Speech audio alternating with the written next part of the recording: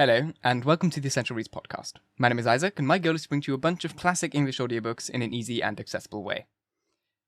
The podcast today is brought to you by my Patreon. Please go there and be able to vote on all future audiobooks, and also have your name in any of the credits, whether that be in the description boxes on any of the podcasting platforms, or in my description box on YouTube, or at the end of the videos as well. Let's get started. The War of the Worlds by H.G. Wells. Chapter 17. The Thunderchild. Had the Martians aimed only at destruction, they might, on Monday, have annihilated the entire population of London as it spread itself slowly through their home counties. Not only along the road through Barnet, but also through Edgware and Waltham Abbey, and along the roads eastward to Southend and Shrewsbury-ness, and south of the Thames to Deal and Broadstead, poured the same frantic routes.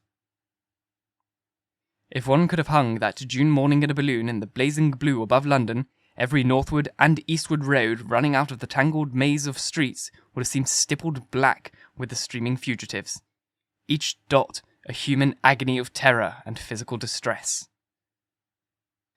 I have set forth at length in the last chapter my brother's account of the road through Chipping Barnet, in order that my readers may realise how that swarming of black dots appeared to one of those concerned.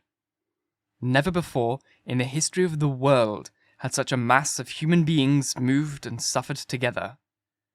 The legendary hosts of Goths and Huns, the hugest armies Asia has ever seen, would have been but a drop in that current. And this was no disciplined march. It was a stampede gigantic and terrible, without order and without a goal. 6 million people, unarmed and unprovisioned, driving headlong. It was the beginning of the rout of civilization, the massacre of mankind. Directly below him, the balloonist would have seen a network of streets far and wide, houses, churches, squares, crescents, gardens, already derelict, spread out like a huge map, and in the southward, blotted. Over Ealing, Richmond, Wimbledon, it would have seemed as if some monstrous pen had flung ink upon the chart. Steadily, incessantly, each black splash grew and spread, shooting out ramifications this way and that, now banking itself against the rising ground, now pouring swiftly over a crest into the new-found valley, exactly as a gout of ink would spread itself upon blotting paper. And beyond, over the blue hills that rise southward of the river, the glittering Martians went to and fro, calmly and methodically, spreading their poison cloud over this patch of country, and then over that, laying it again with their steam jets where it had served its purpose, and taking possession of their conquered country. They did not seem to have aimed at extermination so much as the complete demoralization and destruction of any opposition. They exploded any stores of powder they came upon, cut every telegraph, and wrecked the railways here and there. They were hamstringing mankind. They seemed in no hurry to extend the field of their operations, and did not come beyond the central part of London all day. It is very possible that a considerable number of people in London stuck to their houses through Monday morning. Certain it is that many died at home, suffocated by the black smoke. Until about midday, the Pool of London was an astonishing scene. Steamboats and shipping of all sorts lay there, tempted by the enormous sums of money offered by fugitives, and it is said that many who swam out to these vessels were thrust off with boat-hooks and drowned. About 1 o'clock in the afternoon, the thinning remnant of a cloud of the black vapour appeared between the arches of Blackfriars Bridge. At that, the Pool became a scene of mad confusion, fighting and collision, and, for some time, a multitude of boats and barges jammed in the northern arch of Tower Bridge, and the sailors and the lightermen had to fight savagely against the people who swarmed upon them from the riverfront. People were actually clambering down from the piers of the bridge above. When, an hour later, a Martian appeared beyond the clock tower and waded down the river, nothing but wreckage floated above Limehouse. Of the falling of the 5th cylinder, I have presently to tell. The 6th star fell at Wimbledon. My brother, keeping watch beside the women in the chase in the meadow, saw the green flash of it far beyond the hills. On Tuesday, the little party, set upon getting across the sea, made its way through the swarming country towards Colchester. The news that the Martians were now in possession of the whole of London was confirmed. They had been seen at Highgate, and even, it was said, at Neasden. But they did not come into my brother's view until the morrow. That day, the scattered multitudes began to realize the urgent need of provisions. As they grew hungry, the rights of property ceased to be regarded. Farmers were out to defend their cattle sheds, granaries, and ripening root crops with arms in their hands. A number of people now, like my brother, had their faces eastward, and there were some desperate souls even going back towards London to get food. These were chiefly people from the northern suburbs, whose knowledge of the Black Smoke came by hearsay. He heard that about half the members of the government had gathered at Birmingham, and that enormous quantities of high explosives were being prepared to be used in automatic mines across the Midland counties. He was also told that the Midland Rail Company had replaced the desertions on the first day's panic, and was running northward trains from St Albans to relieve congestion from the home counties. There was also a placard in Chiming to announce that large stores of flour were available in the northern towns, and that within 24 hours, bread would be distributed among the starving people in the neighbourhood. But this intelligence did not deter him from the plan of escape he had formed, and the three pressed eastward all day, and heard no more of the bread distribution than this promise. Nor, as a matter of fact, did anyone else hear more of it. That night fell the seventh star, falling upon Primrose Hill. It fell while Miss Elphinstone was watching, for she took that duty alternately with my brother. She saw it. On Wednesday, the three fugitives, they had passed that night in a field of unripe wheat, reached Chelmsford. And there, a body of inhabitants, calling itself the Committee of Public Supply, seized the pony as provisions, and would give nothing in exchange for it but the promise of a share in it the next day. Here there were rumours of the Martians at Epping, and news of the destruction of Waltham Abbey powder mills in a vain attempt to blow up one of the invaders. People were watching for Martians here from the church towers. My brother, very luckily for him as it chanced, preferred to push on at once to the coast rather than wait for food, although all three of them were very hungry. By midday, through Tillingham, which, strangely enough, seemed to be quite silent and deserted, save for a few fugitive plunderers hunting for food, near Tillingham they suddenly came in sight of the sea, and the most amazing crowd of shipping of all sorts that it is possible to imagine. For after the sailors could no longer come up the Thames, they came on to the Essex coast, to which Harwich and Walton and Clacton, and afterwards to Fulness and Shoebury, to bring off the people. They lay in a huge sickle-shaped curve that vanished into the mist towards the Naze.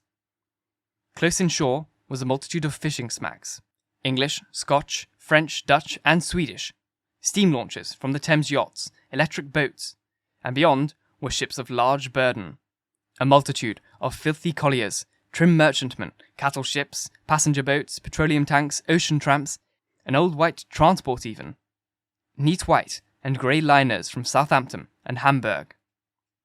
And along the blue coast, across the Blackwater, my brother could make out a dimly dense swarm of boats, chaffering with people on the beach.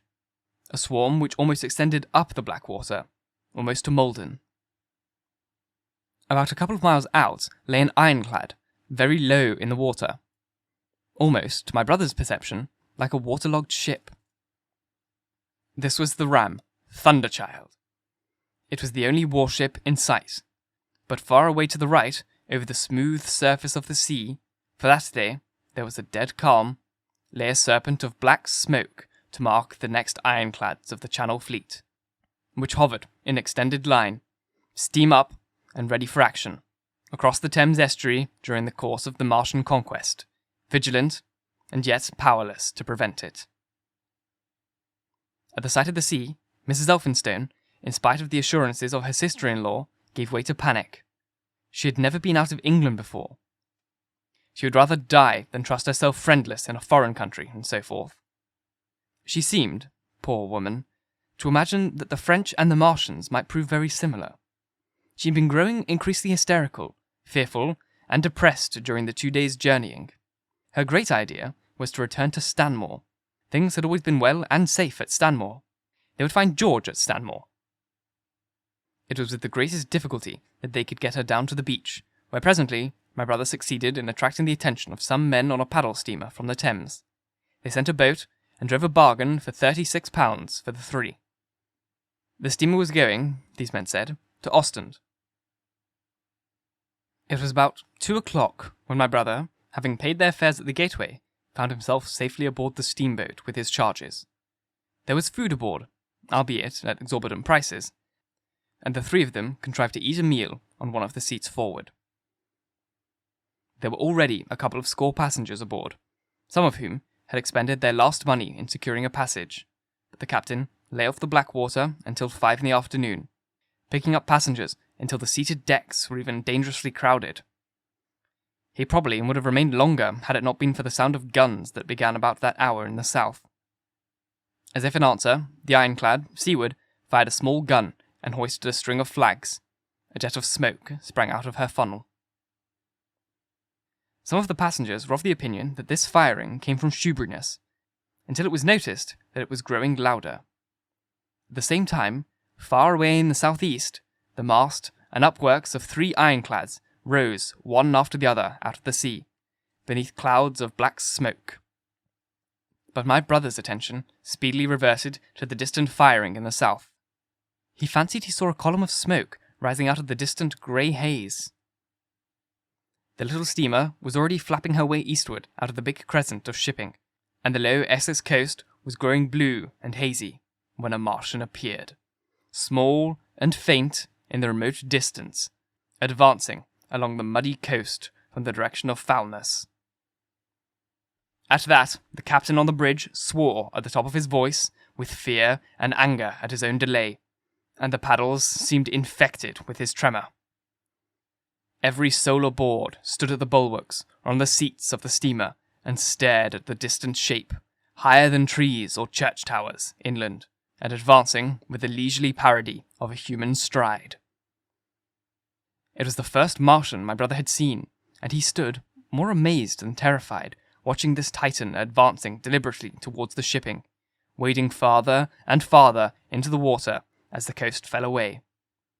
Then, far away beyond the crouch, came another, striding over stunted trees, and then yet another, still farther off, wading deeply through the shiny mudflat that seemed to hang halfway between the sea and the sky. They were all stalking seaward, as if to intercept the escape of the multitudinous vessels that were crowded between Foulness and the Naze. In spite of the throbbing exertions of the engines of the little paddle boats, and the pouring foam that her wheels flung behind her, she receded with terrifying slowness from this ominous advance. Glancing northwestward, my brother saw the large crescent of the shipping already writhing with the approaching terror. One ship passing behind another coming round from broadside, to end on steamships whistling and giving off volumes of steam, sails being let out, launching, rushing hither and thither. He was so fascinated by this, and by the creeping danger away to the left, that he had no eyes for anything seaward. And then, a swift movement of the steamboat, she had suddenly come round to avoid being run down, flung him headlong from the seat upon which he was standing. There was a shouting all about him, a trampling of feet, and a cheer that seemed to be answered faintly. The steamboat lurched and rolled him over upon his hands. He sprang to his feet, and saw to starboard, not 100 yards from their heaving, pitching boat, a vast iron bulk, like the blade of a plough, tearing through the water, tossing it on either side in huge waves of foam that leapt towards the steamer, flinging her paddles helplessly in the air, and then sucking her deck down almost to the waterline.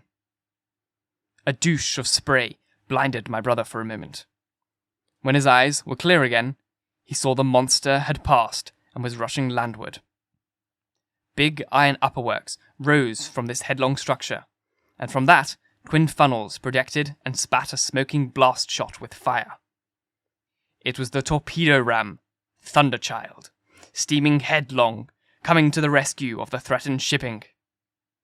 Keeping his footing on the heaving deck by clutching the bulwarks, My brother looked past this charging Leviathan at the Martians again, and he saw the three of them now close together, and standing so far out to sea that their tripod supports were almost entirely submerged. Thus sunken, and seen in remote perspective, they appeared far less formidable than the huge iron bulk in whose wake the steamer was pitching so helplessly. It would seem that they were regarding this new antagonist with astonishment. To their intelligence, it may be, the giant was even such another as themselves. The Thunderchild fired no gun, but simply drove full speed toward them. It was probably her not firing that enabled her to get so near the enemy as she did. They did not know what to make of her. One shell, and they would have sent her to the bottom, forthwith, with the heat ray. She was steaming at such a pace that, in a minute, she seemed halfway between the steamboat and the Martians, a diminishing black bulk against the receding horizontal expanse of the Essex coast. Suddenly, the foremost Martian lowered his tube and discharged a canister of the black gas at the Ironclad. It hit her larboard side, and glanced off in an inky jet that rolled away to seaward, an unfolding torrent of black smoke from which the Ironclad drove clear. To the watchers from the steamer, low in the water and with the sun in their eyes, it seemed as though she were already among the Martians. They saw gaunt figures separating and rising out of the water as they retreated shoreward, and one of them raised the camera-like generator of the heat ray. He held it, pointing obliquely downward, and a bank of steam sprang from the water at its touch. It must have driven through the iron of the ship's side like a white-hot iron through paper. A flicker of flame went through the rising steam, and then the Martian reeled and staggered. In another moment, he was cut down, and a great body of water and steam shot high in the air. The guns of the Thunderchild sounded through the reek, going off one after another, and one shot splashed the water high close by the steamers, ricocheted towards the other flying ships to the north, and smashed a smack to matchwood. But no one heeded that very much. At the sight of the Martian's collapse, the captain on the bridge yelled inarticulately, and all the crowding passengers on the steamer's stern shouted together, and then they yelled again. For, surging out beyond the white tumult, drove something long and black, the flames streaming from its middle parts, its ventilators and funnels spouting fire. She was alive still. The steering gear, it seems, was intact, and her engines working. She headed straight for a second Martian, and was within 100 yards of him when the heat ray came to bear. Then, with a violent thud, a blinding flash, her decks, her funnels, leapt upwards. The Martian staggered with the violence of her explosion, and in another moment, the flaming wreckage, still driving forward with the impetus of its pace, had struck him and crumpled him like a thing of cardboard. My brother shouted involuntarily. A boiling tumult of steam hid everything. "Two!" yelled the captain. Everyone was shouting. The whole steamer from end to end rang with frantic cheering that was taken up first by one and then by all in the crowding multitude of ships and boats that was driving out to sea. The steam hung upon the water for many minutes, hiding the third Martian and the coast altogether. And all this time, the boat was paddling steadily out to sea, and away from the fight.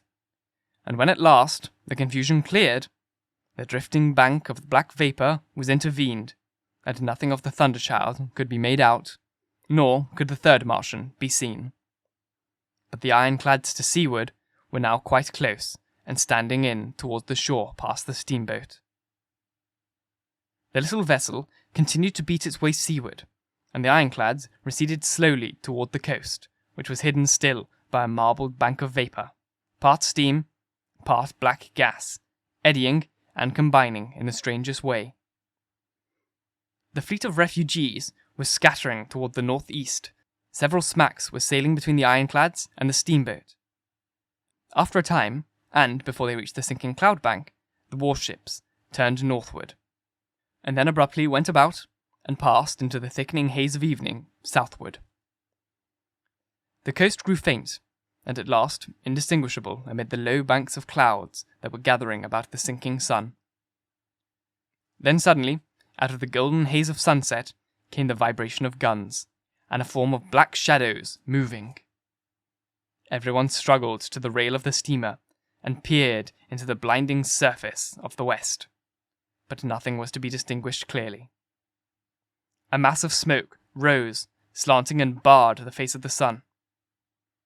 The steamboat throbbed on its way through an interminable suspense. The sun sank into the grey clouds, the sky flushed and darkened, the evening star trembled into sight. It was deep twilight when the captain cried out and pointed. My brother strained his eyes. Something rushed up into the sky out of the greyness, rushed slantingly upward, and very swiftly into the numerous clearances above the clouds in the western sky. Something flat and broad, and very large, that swept round in a vast curve, grew smaller, sank slowly, and vanished again into the grey mystery of the night.